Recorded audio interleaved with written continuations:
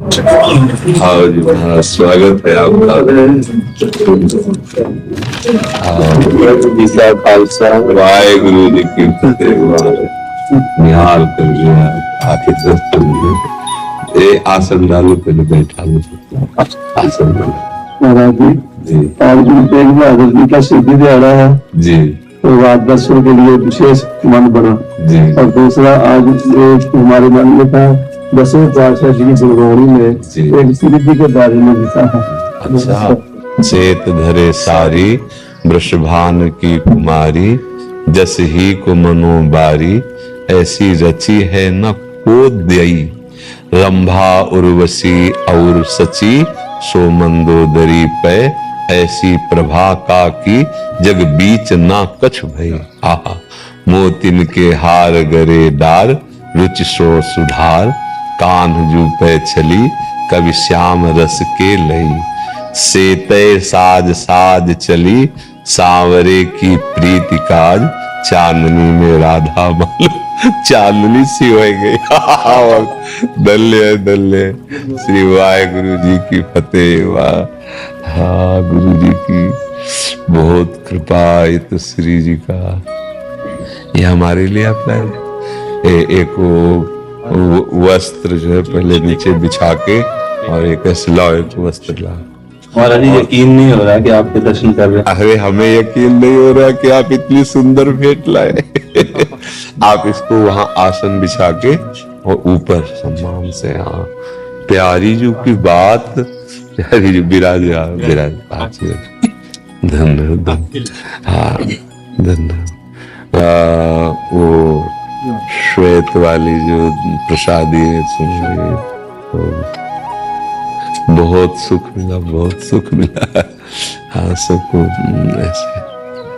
ऐसे मेरी लाडली। जैसे गुरुवाणी में लिखा है ना कि कोई देवी उर्वशी, रंभा, मंदोदरी, कोई ऐसी त्रिभुवन में किशोरी जू जैसी नहीं। हमारी जैसे वाणियों में पाछे न होती अबहू हूं, आगे हूं न होए है, ये है गति अद्भुत रूप की और है। प्यारी जू का ऐसा रूप है कि अबही और अबही और अबही और है। यह कौन बात जो ऐसे नवीन नवीन रूप की माधुरी लाडली जू के रूप से प्रकट होती रहती है। और अनंत ब्रह्मांडों में जो सुख का विस्तार करने वाले प्रभु हैं, अपने हृदय के प्रेम को मूर्तिमान जो राधा किशोरी है, ये श्री कृष्ण के हृदय का प्रेम है। प्रीतिरु मूर्तिमती रस सिंधु, सार संपदि विमला, वैदग्धि नाम हृदयम काचन, वृंदावनाधिकारिणी जयति। जो परब्रह्म परमात्मा तत्व श्री कृष्ण है, उनके हृदय का जो आनंद है, जो प्रेम है, वो जब रूप धारण किया तो श्री राधा किशोरी के रूप में है।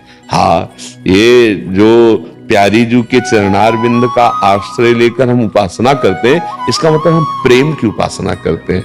हाँ, अच्छा, प्रेम ना हो तो ना गुरु का अनुभव होगा, ना गोविंद का अनुभव होगा। और जब प्रेम का हमारे हृदय में प्रादुर्भाव होगा तो हम देख पाएंगे गुरु ही गोविंद है और गोविंद ही गुरु है। दो द्वैत मिट जाएगा वही। और जब गुरु और गोविंद को अभेद देख लेंगे तो घट घट में वही दिखाई देगा। बस यही मुक्ति हो जाती है, यही परम पद में आरूढ़ हो जाता है। अकाल जो स्थिति है वो यही है।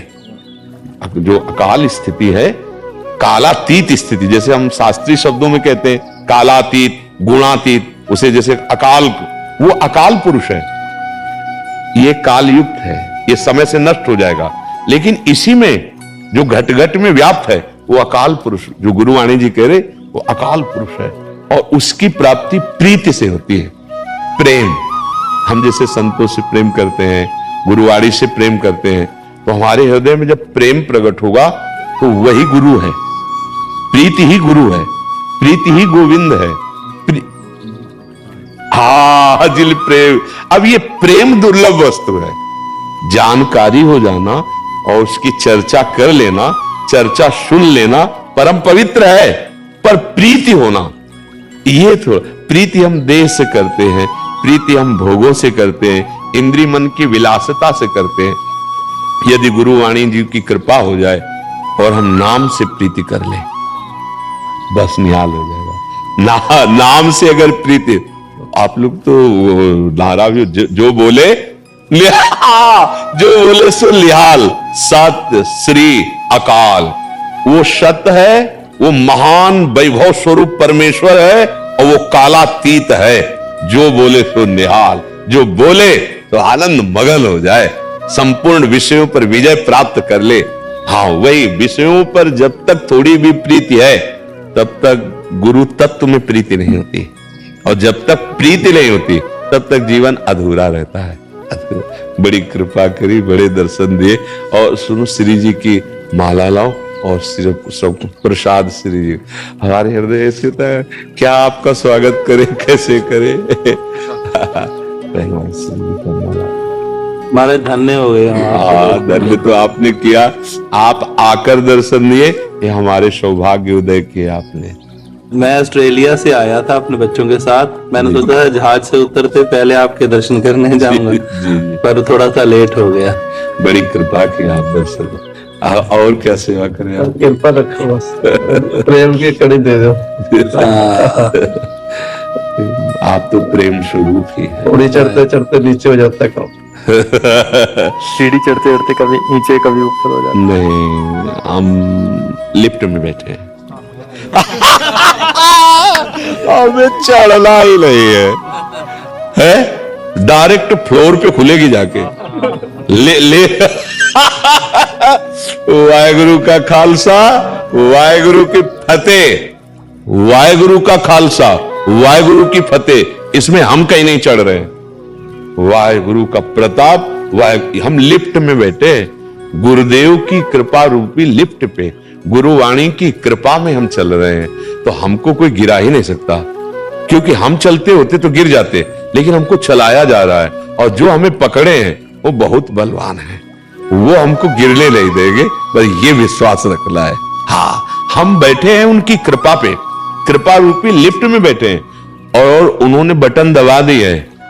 अकाल पुरुष में ही हमारी लिफ्ट खुलेगी, बीच में बंद कोई हमें देख भी नहीं सकता, ऐसा समझ लीजिए आप। बिल्कुल आप निश्चिंत रहिए और मस्त रहिए अपनी गुरु वाणी के भरोसे में, गुरु कृपा में। हम इतनी सामर्थ्य है कि जो हम में सामर्थ्य नहीं है। हम काम क्रोध लोभ मोह मद मत्सर माया, इस पर विजय नहीं प्राप्त कर सकते। हाँ, वो वाहेगुरु का खालसा, वाहेगुरु जी की फतेह, वही फतेह कराते हैं। फिर हमको डर क्या है? अगर हम गिरेंगे तो उनकी गोद में। हाँ, अब हमें चिंता नहीं, भय चिंता शोक हमारे जीवन में नहीं होना चाहिए। भय चिंता शोक अब हमारे जीवन में नहीं होना, क्योंकि हमारा जीवन हमारा नहीं है, गुरु का जीवन है, गुरु वाणी के लिए जीवन हमारा। अब क्या, अब तो निहाल है, हम अब तो आनंद मगन है। बस हमारा मानना थोड़ा गड़बड़ हो रहा है।